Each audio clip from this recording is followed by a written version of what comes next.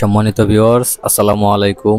দেশ ও দেশের বাইরে থেকে যে যেখান থেকে আজকে ভিডিওটি দেখতেছেন, আশা করছি সবাই ভালো আছেন, সুস্থ আছেন। তো আজকে আপনাদের মাঝে নতুন আরেকটি ভিডিও নিয়ে চলে আসলাম। যে আজকে আলোচনার বিষয় মুরগির পক্স।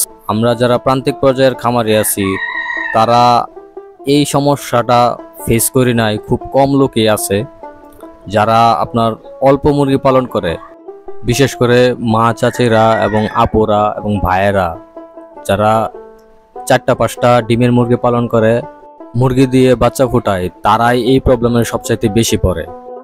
তেমনি এক ভাই প্রশ্ন করছিল, 0 বাচ্চা থেকে 10 দিনের বাচ্চার মধ্যে পক্স না ওঠার জন্য কি করতে হবে।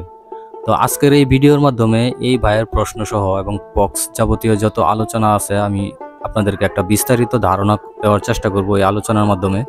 তো আপনারা ধৈর্য সহকারে ভিডিওটা দেখতে থাকুন এবং ভিডিওটি ভালো লাগলে অবশ্যই লাইক দিয়ে দিবেন। তো চলুন সর্বপ্রথম জেনে আসি যে পক্স কেন হয়। যারা 4-5টা মুরগি পালন করে এবং মুরগি দিয়ে বাচ্চা ফোটায় এবং মুরগি দিয়ে ব্রিডিং করে, তাদেরই মূলত ওই মুরগির বাচ্চাগুলোর পক্সের প্রবলেম হয়। এখন এই পক্সের প্রবলেম কিভাবে হয়? ওই মুরগিগুলো যখন বাচ্চা নিয়ে বের হয় তখন দেখা গেছে সারাদিন ওই দিনের আলোতেই ও ঘোরাফেরা করে, মুরগির সাথে থাকে এবং মুরগি হিট দেয়, মুরগি ব্রিডিং করে। আর আপনি যখন রাত্রেবেলা দেবেন, রাত্রেবেলা তো আর লাইট দেন না। যারা রাত্রেবেলা লাইট দেন না, যে লাইট না দেওয়ার একটা কারণ আছে, কারণ যেহেতু আপনি মুরগি দিয়ে ব্রিডিং করতেছেন, তো সেক্ষেত্রে রাত্রে লাইটের প্রয়োজন পড়ে না, এক্সট্রা হিটের প্রয়োজন পড়ে না, কারণ মুরগি এই বাচ্চাগুলোকে হিট দেবে। আর এই রাত্রেবেলা লাইট না দেওয়ার কারণেই আপনার মশাগুলো আপনার ওই মুরগির বাচ্চাগুলোকে কামড়ায়। যখন আপনার মুরগির পাখনার নিচে বাচ্চাগুলো থাকে তখন দেখা যাচ্ছে হিট বেশি হয়ে যায়, পরে বাইরে বেরিয়ে আসে, তো মাথা বের করে রাখে। তো ওই সময় মুরগির বাচ্চাগুলোকে মশাগুলো কামড়ায়, আর এই মশা কামড়ানোর ফলে পক্স হয়। আপনারা একটু খেয়াল করে দেখবেন, যারা 100, 200, 500 বাচ্চা আপনার আলাদাভাবে কৃত্রিমভাবে ব্রিডিং করে, তাদের মুরগির বাচ্চাগুলোর কখনোই পক্স হয় না। কেন হয় না?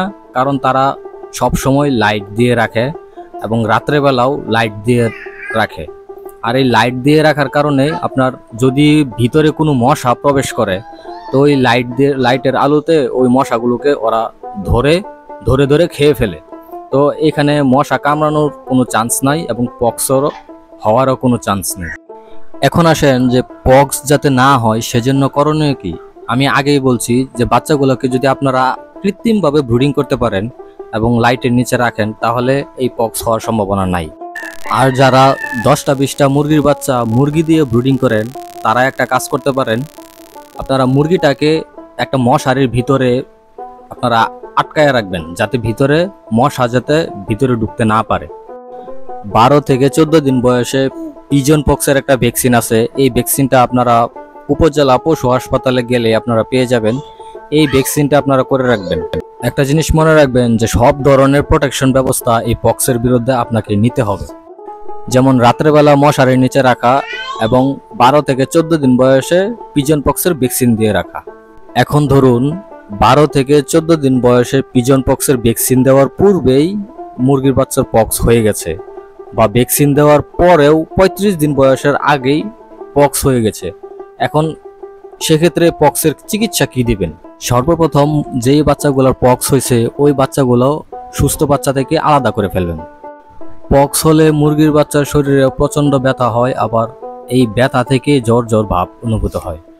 তো সেক্ষেত্রে আপনারা নাপা দিবেন। একটা নাপা ট্যাবলেট 3 লিটার পানিতে মিশ্রণ করে তারপরে মুরগির বাচ্চাকে খেতে দিবেন এবং সাথে দিবেন সিপ্রোফ্লক্সাসিন অথবা অ্যামোক্সাসিলিন গ্রুপের একটা অ্যান্টিবায়োটিক। যদি সিপ্রোফ্লক্সাসিন দেন তাহলে 1 মিলি 1 লিটার পানিতে দিবেন, আর যদি অ্যামোক্সাসিলিন দেন তাহলে 1 গ্রাম 1 লিটার পানিতে দিবেন।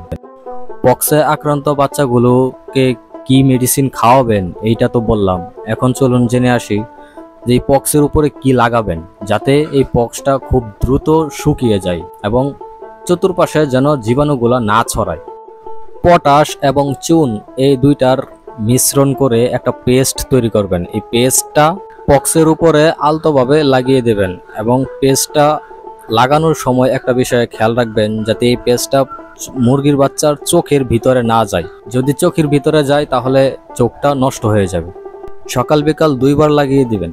পক্সে লাগানোর জন্য অন্য আরেকটা চিকিৎসা আছে, সেইটাও আপনারা করতে পারেন। আপনারা মানুষে ফার্মেসিতে যায়া বলবেন যে বায়োডিন অয়েন্টমেন্ট দেওয়ার জন্য। ওই বায়োডিন অয়েন্টমেন্টটা আপনারা প্রতিদিন 2 বার করে লাগাবেন ওই পক্সের মধ্যে, তাহলে এই পক্স খুব দ্রুতই শুকিয়ে পড়ে যাবে। তো এই ছিল আজকের ভিডিওটা।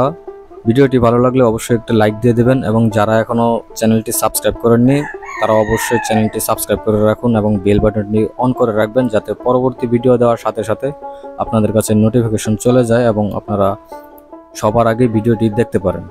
তো সবাই ভালো থাকবেন, সুস্থ থাকবেন, খামারের যত্ন নেবেন। আল্লাহ হাফেজ, আসসালামু আলাইকুম।